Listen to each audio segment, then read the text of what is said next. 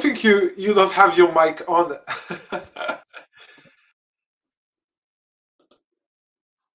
Wait. There you go. There we go. Apologies about that. Sorry, normally what happens is the intro video plays and it mutes you whilst you're but for some reason it must have muted me whilst I was slurping my tea. But regardless, that's the best way to start a show, I always feel. Hello, everybody, and thank you for joining this mess of a program. Today, what do we have for you? Well, as ever, we have an incredibly impressive Frenchman standing right next to me, sort of, virtually speaking. It's Leo. Hello, Leo. How have you been? Hey, Daniel, how are you? Oh, with that superb introduction. Anyway, yes, mime is very funny, I hear. But again, you're French, you know. Right, okay, let's talk about the European soccer show. All the things to do with soccer we're showing sort of in European football. And we're going to start with the Premier League. Last week was a bit of a damp squib. This week, my goodness, there's a lot of talking points, and those points will be talked about right now. So on Saturday, West Ham United's incredible return to form continues as they defeated Sunderland 3-1 with all their goals coming in the first half. Burnley continued Thomas Frank's misery at Spurs. There was a 2-2 draw there at Burnley. Fulham came from behind to defeat Brighton 2-1 with yet another goal from Harry Wilson in stoppage time.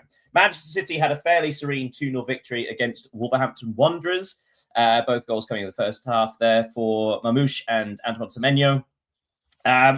Possibly game of the weekend, second place perhaps. Bournemouth 3, Liverpool 2, a winning goal in the 5th minute of stoppage time there. Fantastic game. And then on Sunday, Nottingham Forest had a really surprise victory at Brentford. Brentford with a superb home record, losing to Forest 2-0. Crystal Palace's damning run in the last sort of 7 or 8 weeks continues as they lost at home 3-1 against Chelsea. Newcastle United 0, Aston Villa 2. Villa clawing themselves back into the title race, no matter what Unai Emery says. And the game of the weekend, actually, Arsenal 2, Manchester United 3. My goodness, what a performance. Give Michael Carrick the job full time, they cry. Or will they? Let's start with that, shall we? So you put in the notes, can Arsenal lose everything? Well, they can certainly lose this match.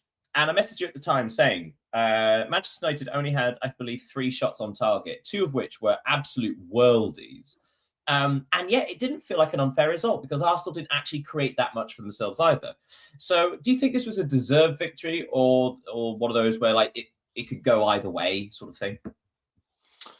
Yeah, I think it was a deserved victory for Manchester United. As you mentioned, they have scored some incredible goals, especially Dorgu's. What a hit. Impressive. Talking about Arsenal, they now have picked up just 2 points from their last 3 games, which is obviously not enough to compete for the title for now. And most importantly, they have only scored 2 goals. So yesterday against Manchester United, I really do think there is a problem in attack for this team. Hopefully for them, they are genius at set pieces, but they need to find other ways to score because. But sorry to jump in here, but that's been the story of their season, though. I mean, it's been often commented about the fact that they, at several points throughout the season, they have really struggled to create anything in open play and have relied on set pieces. But up until now, they've still managed to get results, which has been the big difference. Yeah.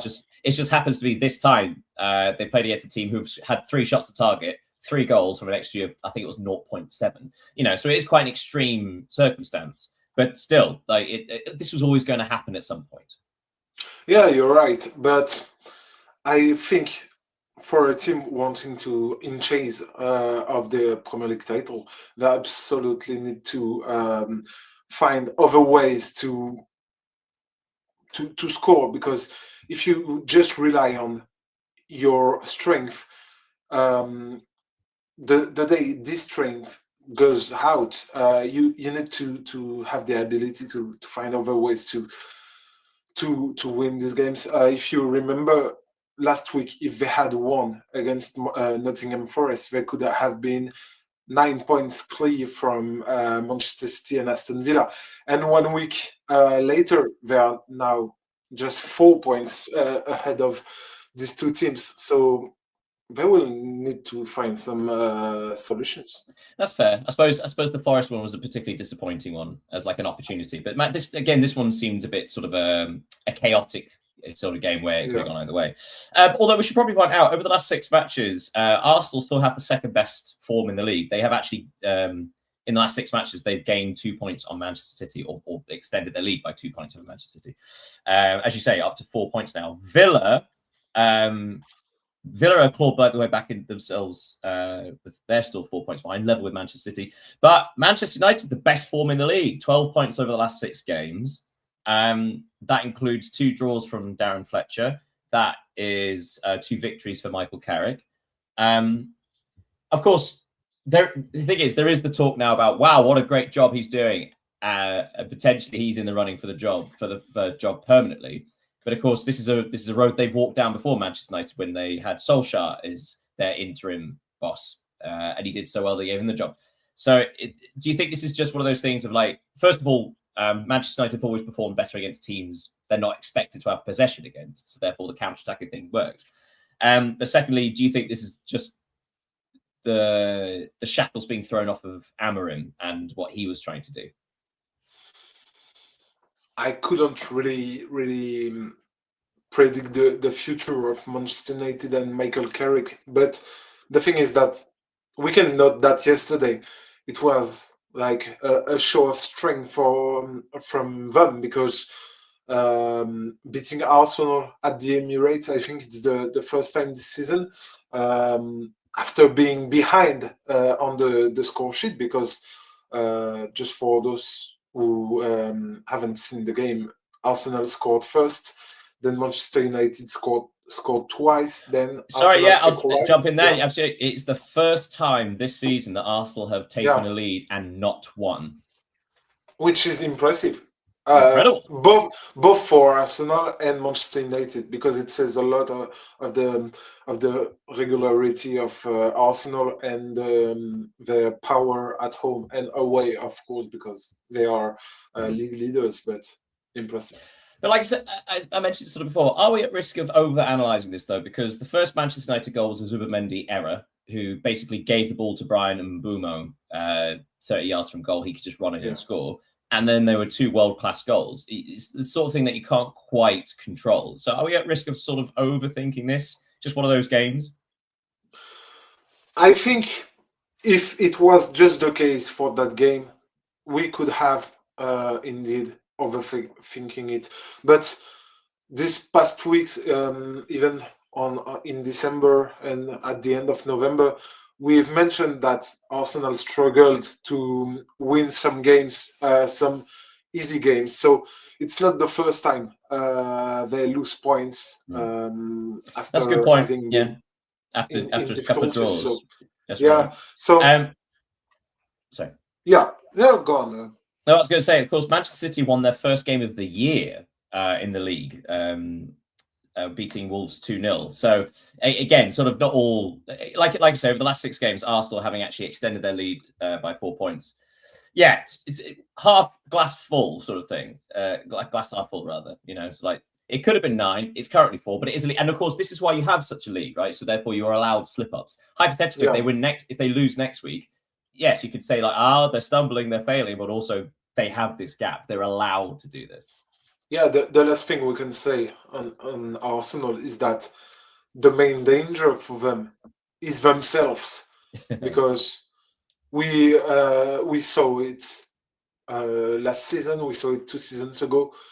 They had everything it takes to win the title, but they lost it because of themselves. So maybe 3rd in a row. I don't expect them to do it, but quick question: out of all the teams in the league, which team do you think has the worst form over the last 6 matches? Which team has picked up the fewest points in the last 6?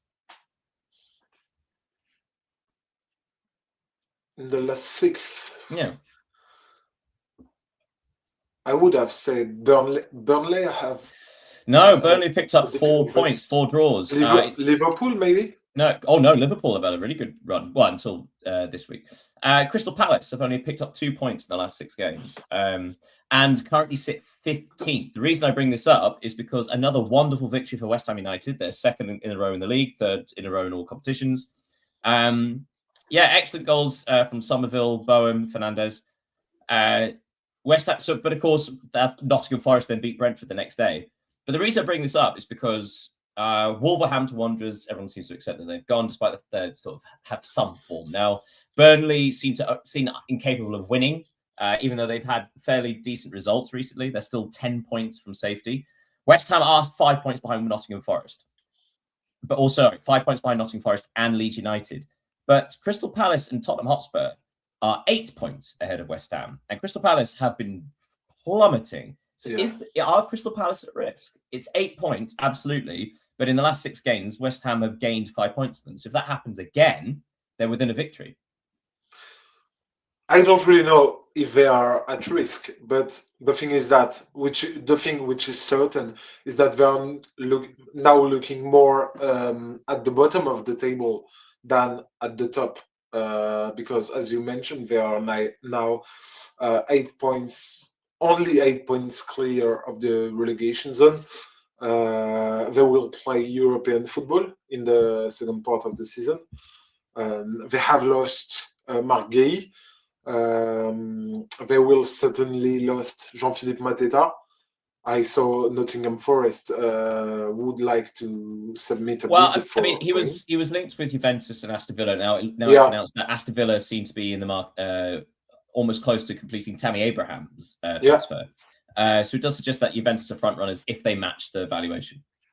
But yeah, the form of Crystal Palace isn't positive at all. So they will need to win something, because it's difficult for them to go there. Yeah. Oh my goodness! Hello, Sean. He's come to bask in the glory of Manchester United defeating Arsenal, and he's missed the section. He's missed it. Oh, what a shame for Manchester United. I'm sitting at the airport at Heathrow. I just wanted to jump on and say, as I get ready to go to the Real Madrid match on Wednesday night, that we came to London and we smashed them. So we took care of business. Sean, as a thought experiment, because Leah and I were just talking about this, what does the last couple of results were being so impressive against Manchester City and Arsenal, the top two? Do you lay this basically as this success at the feet of Michael Carrick, or do you think this is more of a case of just throwing off the shackles of Ruben Amorim's ideas? And does this lead anything into potentially Michael Carrick getting the position full time? I think it's a mix of both. Obviously, I think they definitely needed something after this. A lot of those excuses that he was making, that, we don't have game changers off the bench. We don't have this. Kobe Mainoo can't play next to, Casemiro and everything. I mean, those all look like they're, garbage excuses at this point. And they've been playing, on the front foot and at times, and then countering.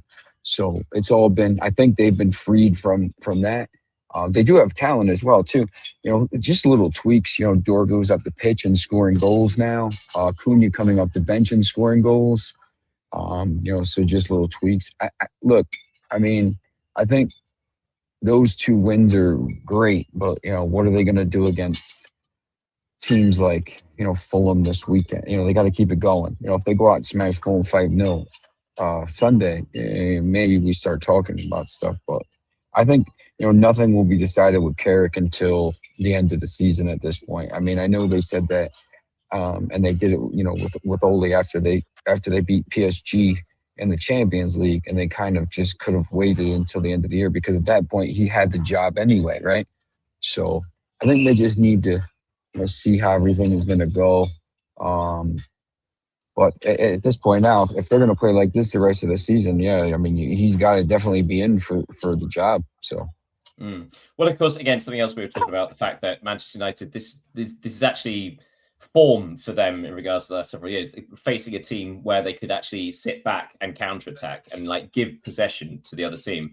they actually have consistently performed in those kind of matches. The problem being is that they've really suffered when trying to dominate matches and not having that clear tactical identity. So, like you say, sort of facing Fulham will be an interesting test of that theory. Yeah, and you got to look. I'm just going to pull up their schedule here for the next 5 matches because they have and They they've have been Fulham, Tottenham, West Ham United, Everton, and Crystal Palace. There you go. So 3 of the 5 are relegated, threatened teams. Yeah.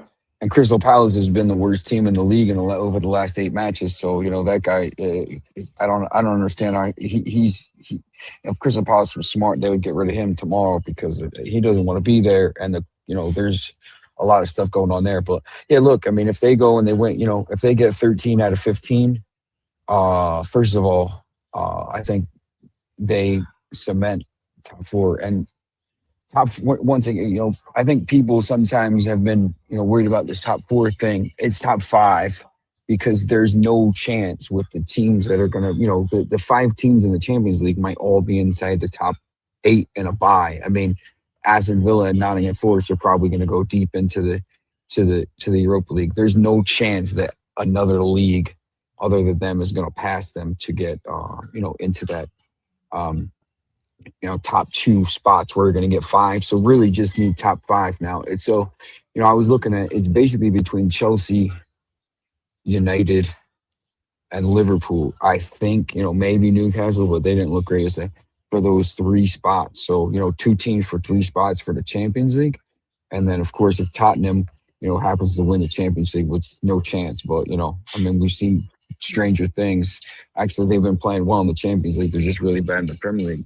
Then all of a sudden it's 6 teams. So, but look, it's interesting you bring that up because before we move on from the Premier League, because of course Manchester United changing their manager, Chelsea changing their manager, and they've had a positive bounce. Manchester United winning the last 2, undefeated 7 in the league, I think it is now. Although that also included a couple from Amorim. Chelsea won a couple in a row. Liverpool are now 5 games without a win, 4 draws followed by a loss, so 4 points from the last 5 games. You do worry about Arne Slot because, if they turn it around, they are still within touching distance because Manchester United are 4th on 38 points, Chelsea have 37, Liverpool have 36. So yeah, it does seem 2 of those 3 will go into the Champions League. But there could be dire consequences for Arne Slot if it isn't Liverpool because the amount of money they've invested, they kind of have to. They're the only team that has to make it this year. Yeah. Go ahead, Leo. Yeah, I think Sean raised a good question.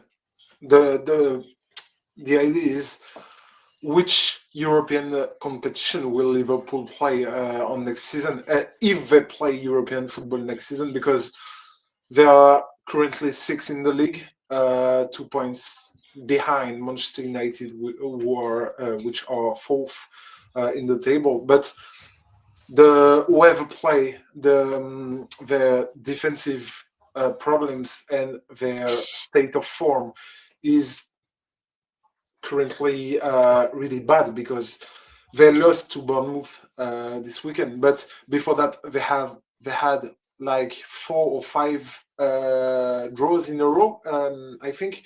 So yeah, everything is bad for Liverpool at the moment. And the last thing before we go, probably just a word again on Thomas Frank. Again, another insipid performance from the Spurs, relying on centre-backs to score their goals. We should point out that the next fixtures are, I believe it's Manchester United, Manchester City, Arsenal and Newcastle. So it gets even worse for Spurs. Oh, and of course, watch out for the next set of fixtures because I believe Crystal Palace, is it Crystal Palace against Nottingham Forest?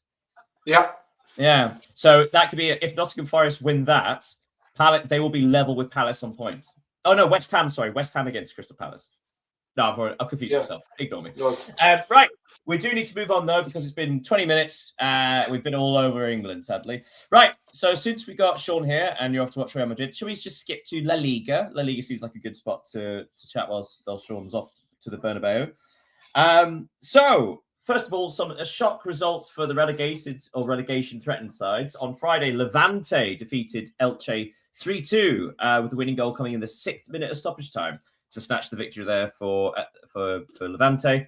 On Saturday, again, threatened Osasuna, had a great victory, 3-1 at Rayo Vallecano, a couple of goals in stoppage time there to seal the win. Similar for Valencia. Valencia make it 2 wins on the bounce, defeating a very impressive Espanyol side. Valencia had the lead twice, but relied on a Ramazani penalty in the 4th minute of stoppage time to snatch the victory there. Seville came from a goal down to defeat Athletic Club 2-1. Real Madrid had an impressive and solid 2-0 victory at Villarreal, both goals coming from Mbappe in the second half. And on Sunday, Atletico defeated Mallorca 3-0. Barcelona defeated Real Oviedo 3-0. Sociedad, another impressive victory over Celta Vigo this time, winning 3-1 despite having a man sent off in the first half. And Alaves defeated Real Betis 2-1. So, first of all, a word on Real Madrid. Again, sort of like a stodgy start to the post-Alonso reign. But this was actually a very impressive victory. It was very controlled. They limited Villarreal to just 1 shot on target. And eventually the quality came through.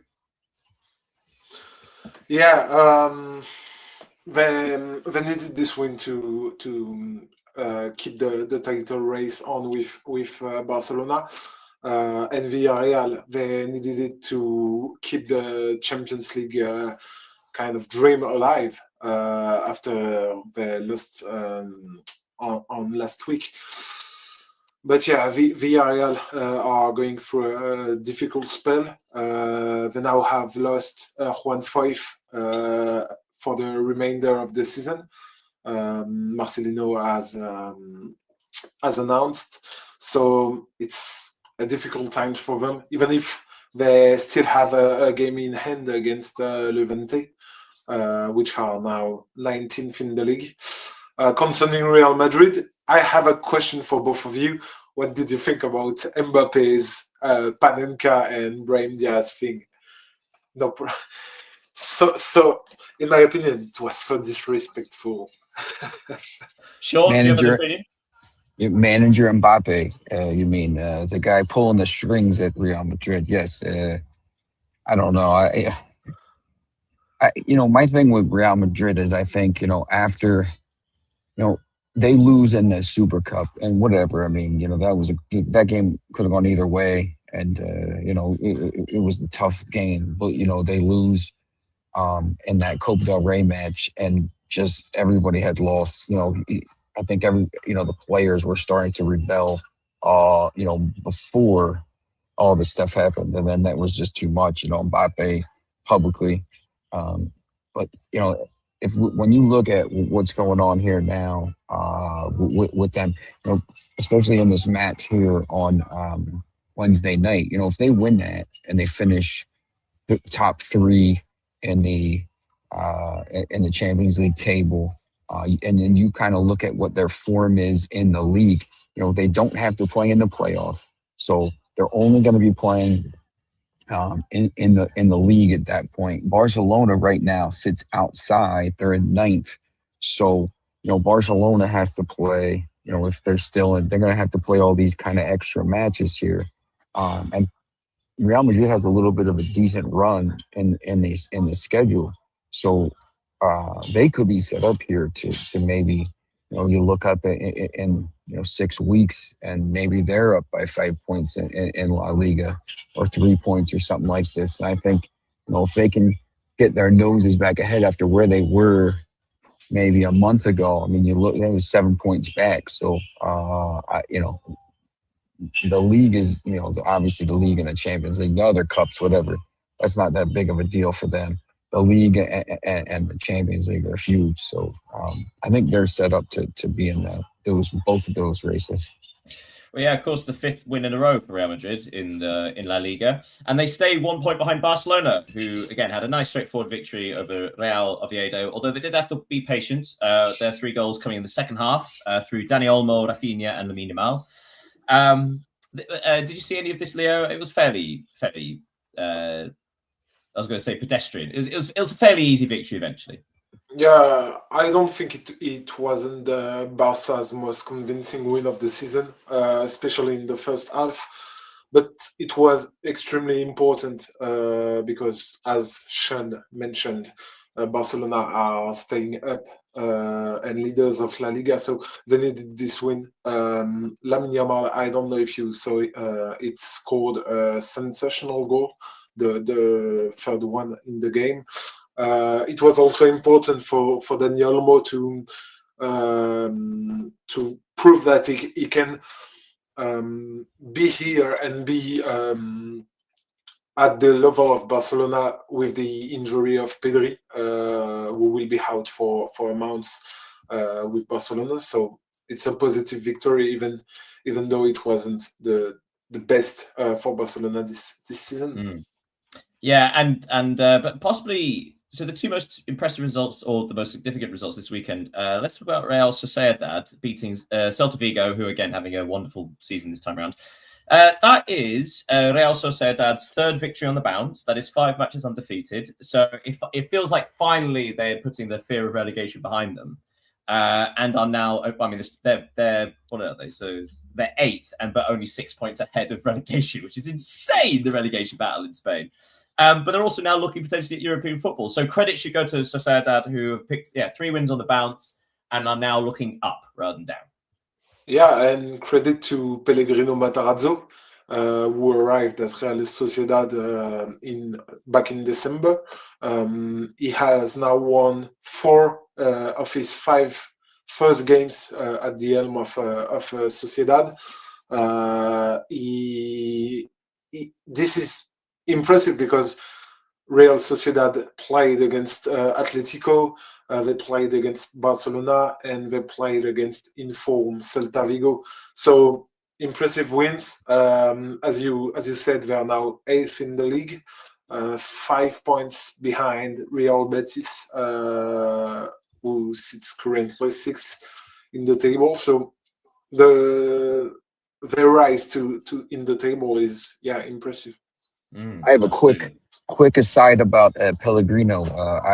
We attended the same university, so he was a couple years younger than me. But I ran the intramural football there at Columbia University, and also worked all the matches. So when he was playing at Columbia, I was always there watching him. So he's my boy, man. He's doing a real good job. Yeah, he is. Yeah. And it's never easy to change because he was, for those who don't know, he was working in Bundesliga before coming to La Liga. He was at Hoffenheim, if I'm not mistaken. So now he is doing a terrific job at Sociedad. I just wanted Daniel, just real quick, just wanted to jump in. I got to go catch my flight, but I just wanted to come on and just say hi to everybody.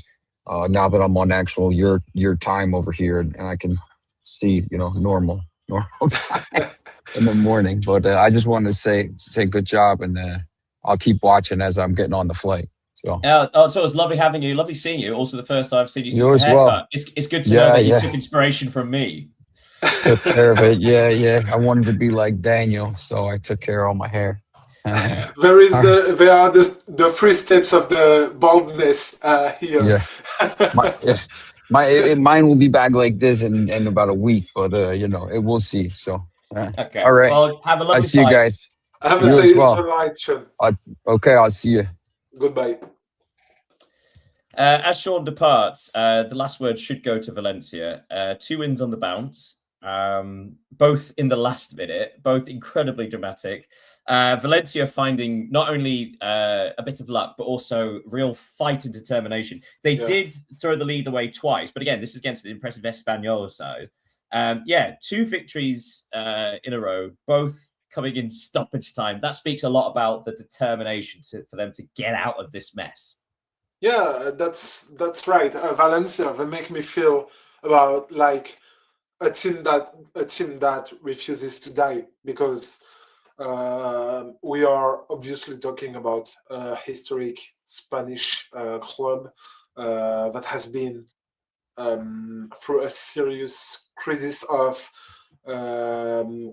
financial problems with the fans for several months, but they just want to stay in La Liga, and now they are only 2 points ahead of the relegation zone, but these 2 wins and 7 points out of 9 over the last 3 games.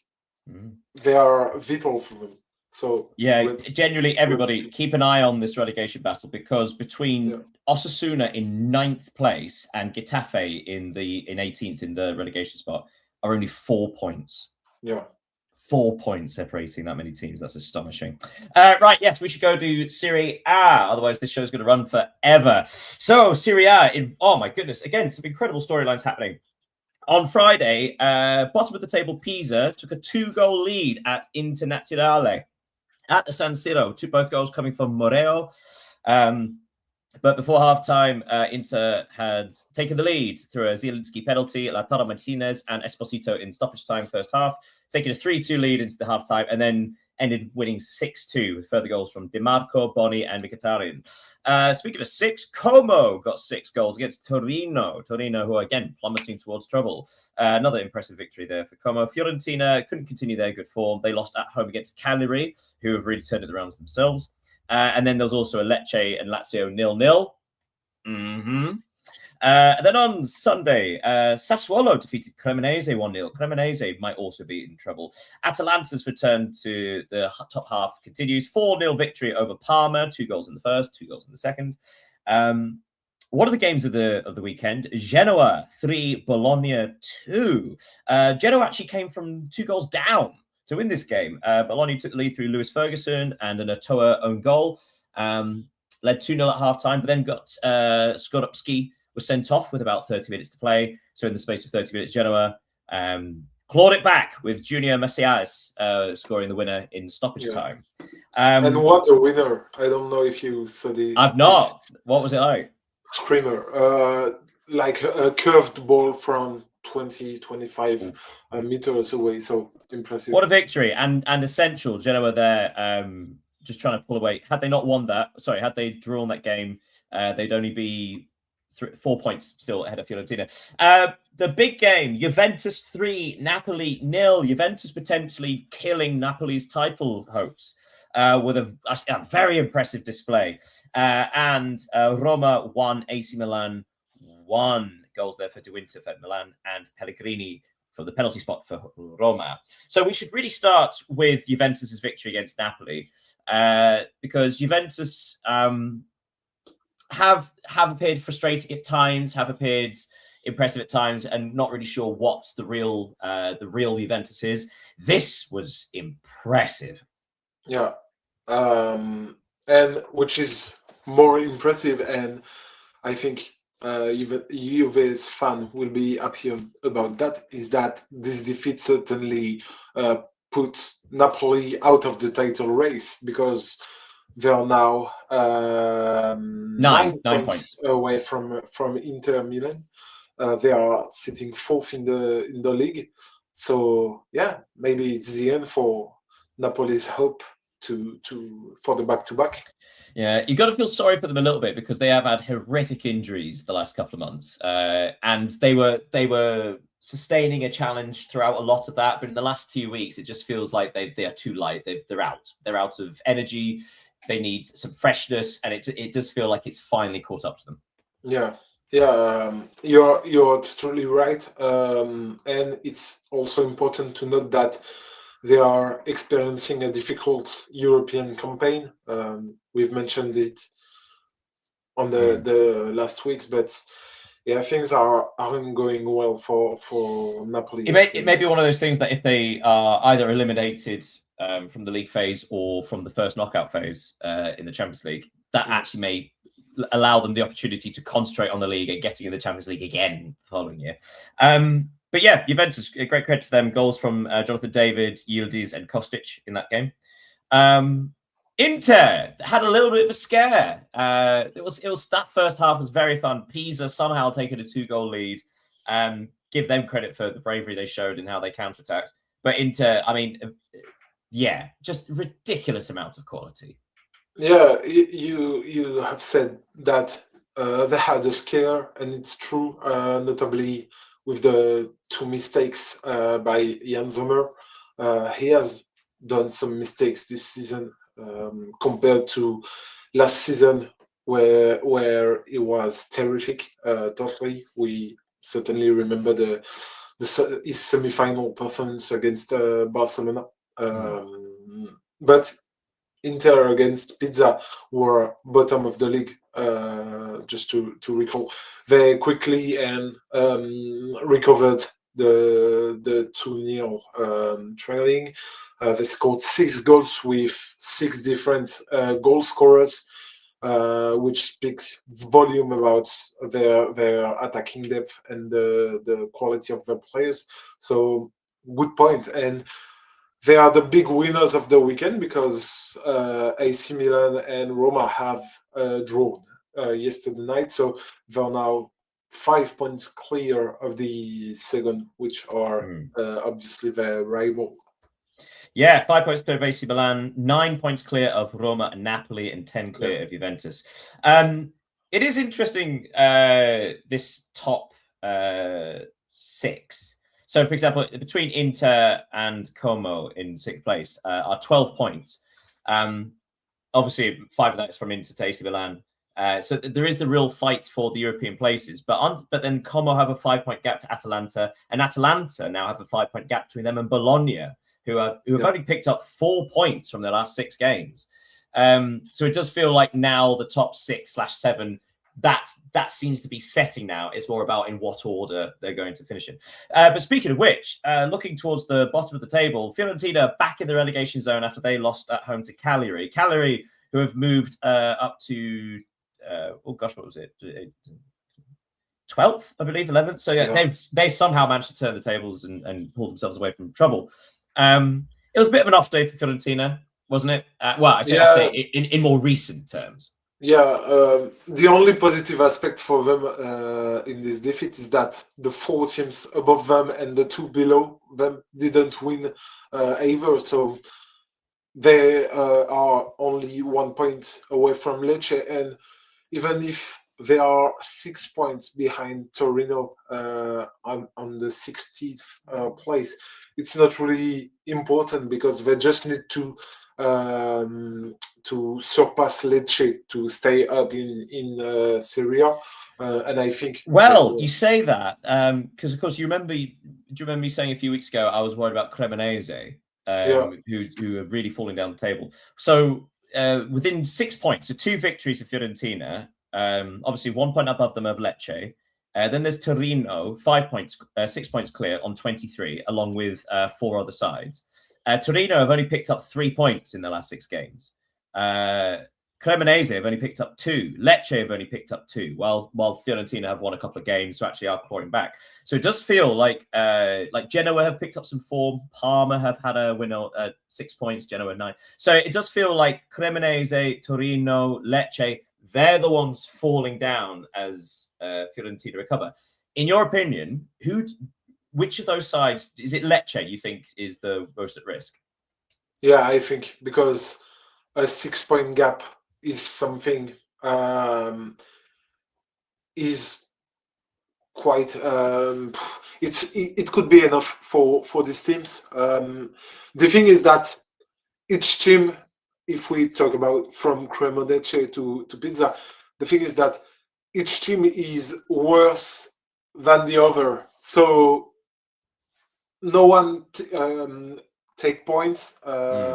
If you just take a look at the last 5 games of these teams, you can only count 4 wins. I was about to say that. 30 games, so it's 2-1. We will win 1 game, maybe, then it can save us or condemn them. That's an interesting point as well. The 2 teams being Genoa and Fiorentina, which suggests they're the ones that are the upward moving. Yeah, and the others, you just gotta survive. We should probably park Serie A there. Lovely. All right, let's have a visit to the Bundesliga, where, believe it or not, there's actually something really interesting that happened at the top of the table. Although that didn't start on Friday because there was a 0-0 between St. Pauli and Hamburg. On Saturday, Bayer Leverkusen defeated Bremen. Werder Bremen 1-0. Then at the Allianz, Bayern 1, Augsburg 2. Yes, Augsburg, the ones that were currently at the time 1 place above the relegation zone. An away victory for Augsburg. They actually came from a goal down to win as well. And they were good for it. They had more shots than Bayern, the same amount on target. Then another impressive victory for Hoffenheim. They came from a goal down at Frankfurt to win 3-1. Hoffenheim now up to third place after an incredible run of form. Heidenheim 0, RB Leipzig 3, all the goals coming in the second half. Mainz came from a goal down against Wolfsburg to win 3-1. Union Berlin 0, Borussia Dortmund 3. Another penalty for Emre Can, followed by Schlotterbeck and Bayer to give them a go. And then on Sunday, Borussia Mönchengladbach lost at home 3-0 against Stuttgart. And Freiburg to Köln won. Freiburg coming from a goal down to win there. So yeah, Bayern finally losing, first loss this season in the league. But as I said, Augsburg earned it. It wasn't lucky. They were really good. No, they played with heart, and as you said, it was a huge surprise, given the fact that Augsburg, ranked 15th before the game, and that they were trailing at Allianz Arena. So impressive feat for them. Perhaps we can say that Bayern let their guard down a little due to the busy schedule. They had like 4 or 5 games in the space of 2 weeks. 5 games in 2 weeks, which is obviously enormous. But it doesn't explain everything. Sorry. What is, in my opinion, perhaps a shame is that even if they lost, the title race is not back on, because they will not lose 4 other games in the season. So yeah, that's a good point. And yeah, and also again some context, because of course the coverage in Germany is so heavily Bayern. Obviously, they're going to criticize every little thing, regardless of the defeat. But also Bayern are going to finish in the top 2 in the Champions League. They are through to the automatically through to the next round. They are 8 points clear at the top of the Bundesliga. This season, apart from this defeat, has basically been perfect, more or less. Yeah, the only thing is that they will not do the same thing that Bayer Leverkusen did 2 seasons ago. Yeah, very true. But of course, that was the first time it ever happened. So there's a reason why it's so hard. Of course. Yeah. Hoffenheim, third place, on level on points with Stuttgart, and a game in hand, we should probably say. If they win, they'll be at that game in hand. They'll be 3 points behind Borussia Dortmund in second. A wonderful bit of momentum there. Undefeated in 5, 4 wins from those 5 games as well. They've really put the cat among the pigeons. They've really sort of taken it to Stuttgart and Leipzig and Bayer. Which of those teams do you think is most at risk of falling out of this race for the Champions League? First, I think because Bundesliga has got 4 automatic spots for the Champions League. So Bayern will have 1. Given the table, I do think Dortmund will have 1 too, because they are now 6 points clear to Hoffenheim. And we should also say, like, for all their faults, Dortmund have been consistent this year. They've only lost 1 game, 2 games. There is consistency. Only one. So good season for Dortmund. So now it's only 4 points between Leverkusen and Hoffenheim. So it's 2 spots for 4 teams, because Freiburg, who are sitting 7th, they are 5 points away from Leverkusen. So it's a 4 teams battle for the Champions League. And sorry to jump in. We should also point out that as well as Hoffenheim, Leipzig and Bayer Leverkusen have a game in hand as well. So hypothetically, if Leipzig win that game and Bayer Leverkusen, then there's 1 point that separates those 4 teams. So I do think Leipzig will qualify, and I think Stuttgart will too. Yeah, Stuttgart, they did have a little sticky patch, didn't they, just before the turn of the year? But they have, I think that's 6 games undefeated now. That's 4 wins from that point as well. So yeah, they seem to have refound their form. A word on 16th place Mainz. So for most of the season, Mainz have been bottom. And yet, they've only had 1 defeat in their last 6 games, 2 2 victories, 3 draws, and they've now gone out of the automatic relegation spot into the playoff spot. Mainz seem to be turning it around. It really did look hopeless at one point, but they've been quite impressive. Like I say, a victory here against Wolfsburg, coming from a goal down. They're breathing. They're still in the fight. A bit like how Metz did in Ligue 1 a couple of months back. Yeah, apart from Augsburg, I think Mainz did the great coup of the weekend, because St. Pauli and Heidenheim had not won, and Mainz did for the second time in the last 3 games. They were bottom of the league before this weekend, or maybe 17th, just because of the goal differences with St. Pauli, and they are now sitting 16. A win next weekend could even make them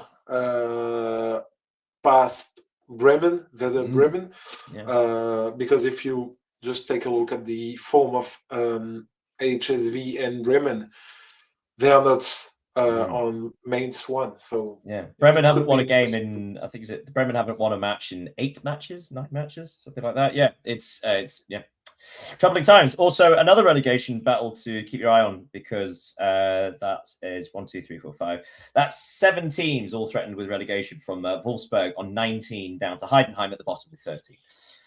Great. Right. We'll say Dankeschön to the Bundesliga there, and pop off to League 1, where we have a new leader. All those cheeky little upstarts, the underdogs, Paris Saint-Germain. To get there, they also defeated hopeless Auxerre 1-0 at Auxerre. Goal coming from Barcola with about 10 minutes to go. A 1-0 victory for Paris Saint-Germain on Friday. Then on Saturday, Rennes lost at home against Lorient 2-0. Lorient actually having a fun old turn of form as well. Le Havre drew 0-0 with Monaco. Monaco's still just making us all sad. Marseille, and then the big game, Marseille against Lens. Marseille 3, Lens 1. Marseille actually took a 3-goal lead in this, with 2 goals from how do you pronounce his name? Is it Guiri? Guiri. But also from Nathan Nwaneri. He scored, 12 minutes, 13 minutes into his debut, on loan from Arsenal. And Lens got a late consolation. But yeah, very impressive victory for Marseille. And then on Sunday, you'll never guess what, Nice. What a game. That's right. They defeated Nantes, which really highlights how bad the bottom 3 are in this league. But still, Nice, they scored brilliantly. There 4 goals there. In fact, they were 3-0 up within 40 minutes. Brest lost at home against Toulouse. That's right, you Toulouse, those Brests. Metz 2, Lyon 5. A very fun game between Metz and Lyon. Another on-loan sensation, Endrick getting a hat-trick. Paris FC 0, Angers 0. And Lille lost at home against Strasbourg 4-1. Strasbourg actually being 4 goals up before a late consolation in stoppage time. So first of all, the big match that you're watching, Marseille and Lens. Was this a case of Lens finally being found out tactically because they've been so consistent or impressive, or were Marseille genuinely this impressive? Were they just? It was one of those days where everything clicked. The thing is that Marseille got off to an impressive start against Lens with a lot of intensity, pressing, speed in their moves. There was solidarity, and they scored 2 goals to reward them. It was like a world of difference compared to what they did against Liverpool in the Champions League. And you've mentioned him because he scored, but Ethan Nwaneri was terrific. I think he will be one of the best signings of the season in Ligue 1. He's just 18, but he played like his opponents were maybe 12 or 13. Can I ask, watching, how did it look with him playing with Mason Greenwood? Because on paper it suggests that they play in a similar position, but is Nwaneri being used as more of a number 10 and Greenwood is the outside player, or vice versa? Greenwood was on the bench for this game. Oh, okay. Because he needed to rest. He entered the pitch in the second half. So they didn't play together. In that case, game. it'd be quite interesting to see how they play with each other, because it's one of those things where they could Yeah. actually dovetail and swap, because because they play a similar game. yeah, you would ask who is going to play like a number 10 in that team, and I think they can both do it. So Nwaneri played first on the right side of the pitch, but he entered at the center of it every time. If you take a look at his goal, it's coming from the right to the center and just curved his ball to the net. So with that, Lens lose the lead to Paris Saint-Germain. We should also point out that over the last 6 matches, Paris Saint-Germain and Lens have the same number of points. So it's just 6 games ago, Lens were 2 points behind, so it's the same now. Paris Saint-Germain, were they fortunate? Like, because it took them a long time to get to Auxerre. What was missing? What was wrong with them this time around? No, it wasn't. They faced a great goalkeeper in the first half. They had numerous chances. Okay, they struggled to win this game, but winning at Auxerre, playing at Auxerre is never easy. But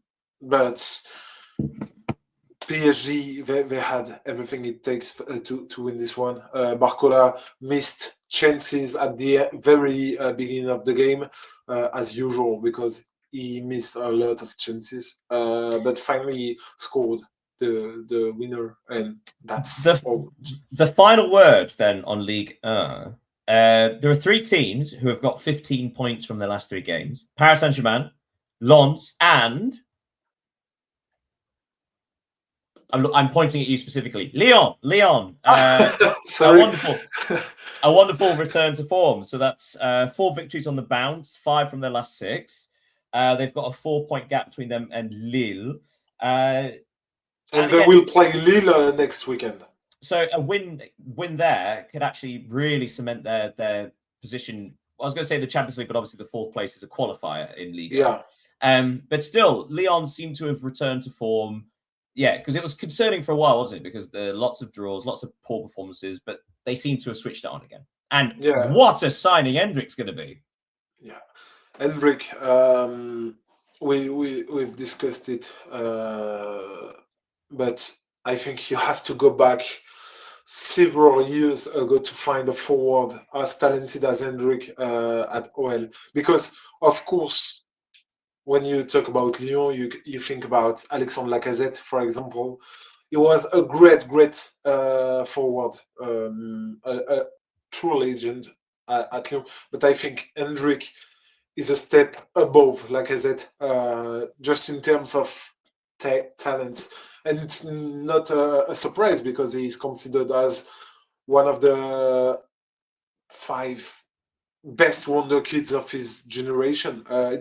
It's not a coincidence if Real Madrid spent like 50 or 60 million euros to buy him from Palmeiras, and he will enjoy his time in Liga.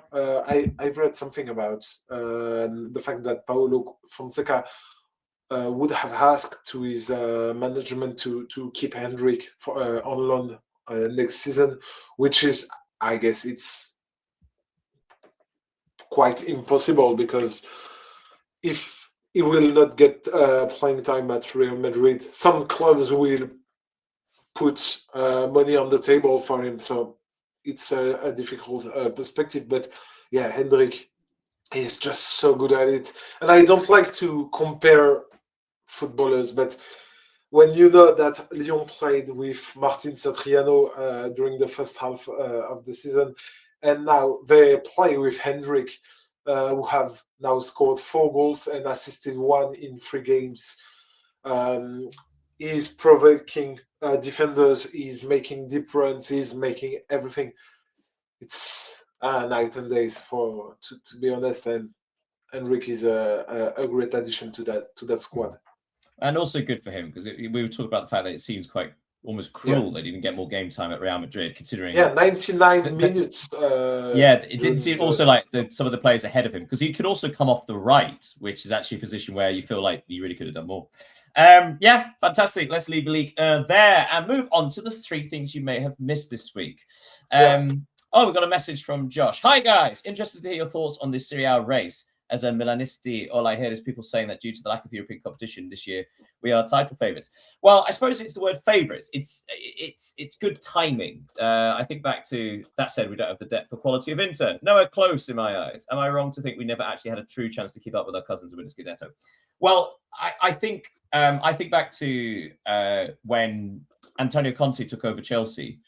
That sticks in my head because, of course, Chelsea would have been challenging for the league anyway. It's just that they didn't have any European football that year. So having a new manager with no midweek games allows that extra time for tactical preparation and gives you an edge and an advantage, in the same way that Inter having a large squad gives them an advantage. So the idea being that actually the two would sort of not nullify the other, but each works, like, gives them an edge over their competitors. I certainly thought Napoli would struggle eventually. I obviously didn't predict this injury crisis, but it did feel like Inter had the squad to deal with it, and Napoli had just purchased this squad that could deal with it, whereas AC Milan, it's the extra time. I suppose the big disappointing thing was, like, earlier on, there were a lot more draws than victories, because really AC Milan could have still been in the lead had it not been for just failing to defeat teams in the bottom half. What were your thoughts, Leo? I totally agree with everything you have said, especially since Milan, if you just take a look at their results, they have only lost one game this season against Cremonese on the opening day of Serie A.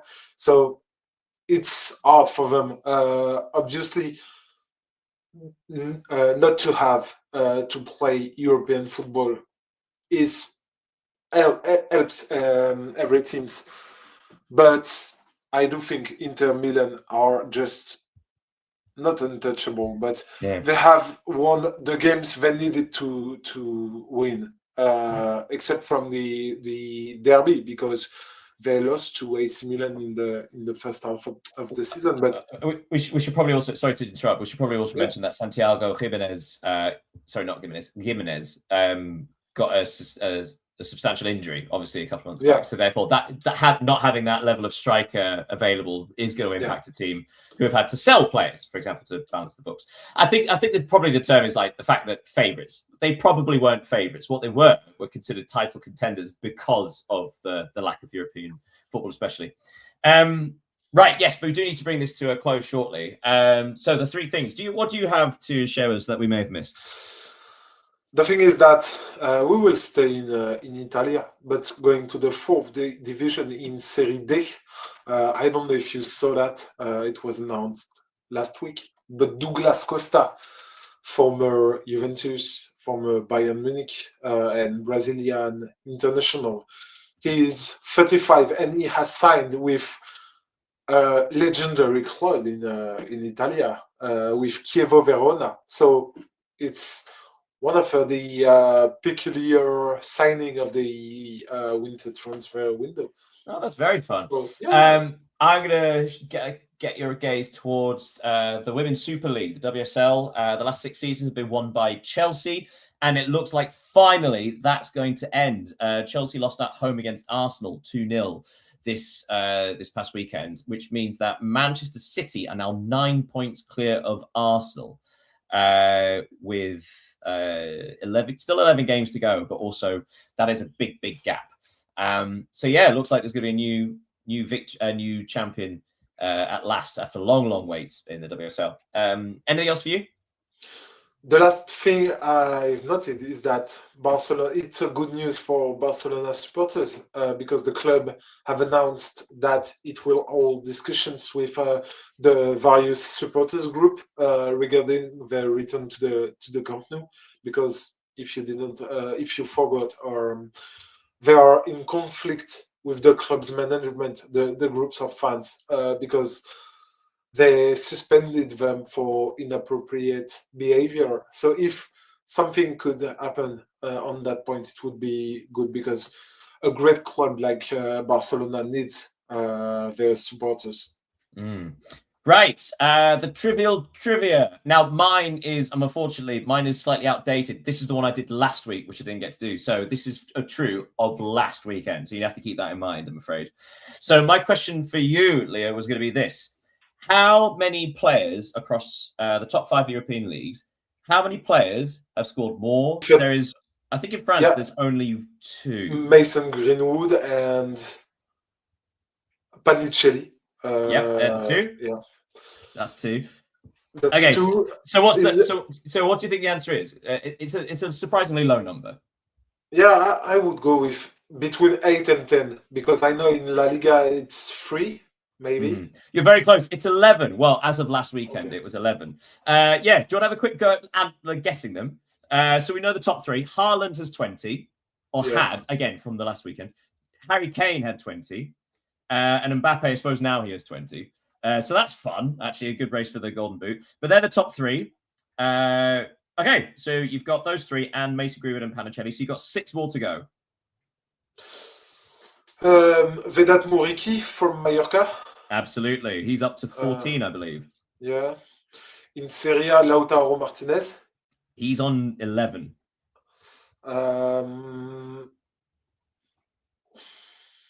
Can you just tell me in which? Absolutely. I'll tell you league? what. Okay, so there are 2 from the Premier League, 1 in the Bundesliga. Ferran Torres from Barcelona. Yes, that was the other one in La Liga. Yeah. So you got 2 Premier Leagues and 1 Bundesliga. Igor Thiago. Yep, he's 4th. Brentford, 4th place for Igor Thiago in all of the European leagues, which means you got 2 left. Antoine Semenyo. Yes, well done. He's on fire. He's got 1 more to get. And in which league? Bundesliga.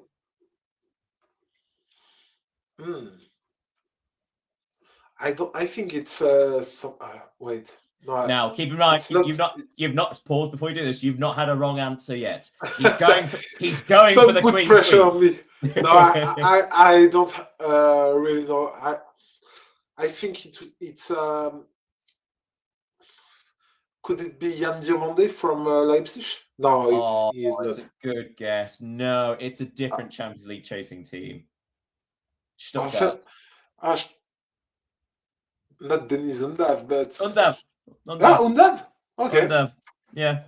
Undav, I think he's up to 11 as well. But yes, so yeah, actually surprisingly low numbers. So only 11 players as of last weekend having scored double digits. But yeah, that brings us to the end of the Europe. I got one question for you. Sir. Oh my goodness, sorry. Because I know it's you. I point you with my fingers, but I know it's your it's your game. So, do you know which team? It's a second division. It's in the second division leagues. Do you know which team at the bottom of its league has the biggest points gap to the team above them? Well, my guess would be Sheffield Wednesday in the Championship, but they've been deducted. Yeah, points. you are just too good at it. No, but that's not fair. They've gone into administration. They've been deducted like 18 points or something like that. They are 34 points behind Oxford United. Yeah, but yeah, that was that. Yeah. Oh, actually, before we go, just a quick update. If you're interested, bottom of the Portuguese Primeira. AVS, the only team in the top 10, top 20 European leagues yet to win a match. They just drew again. They had a chance to win against a team 2 places above. They missed it. So it might be another few weeks before. But that's the update for AVS. In case anyone...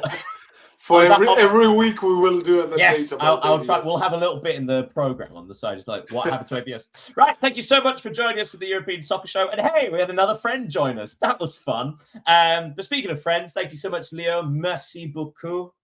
You're welcome. De rien. Thank you, Daniel. Thank you to everyone who watched the show. Yeah, absolutely. And if you are joining in live as we live stream, feel free to send messages as we had earlier. We'd be happy to respond. We've been so social today. It's been fantastic. You can watch again the show on YouTube. We will post it in the next hours. So Yeah, I was gonna say, speaking of socials, don't forget all the disgusting things down there. We got X, YouTube, and so on and so on. That's right. Really sell your soul and get in there. Until next week, make sure you join in for what? Join in. Make sure you pay attention for midweek because it's the last round of Champions League matches. It's impossible to follow that many matches in one go, but we'll give it a go anyway. But yes, in the meantime, have a wonderful week, everybody. Goodbye. goodbye, everybody.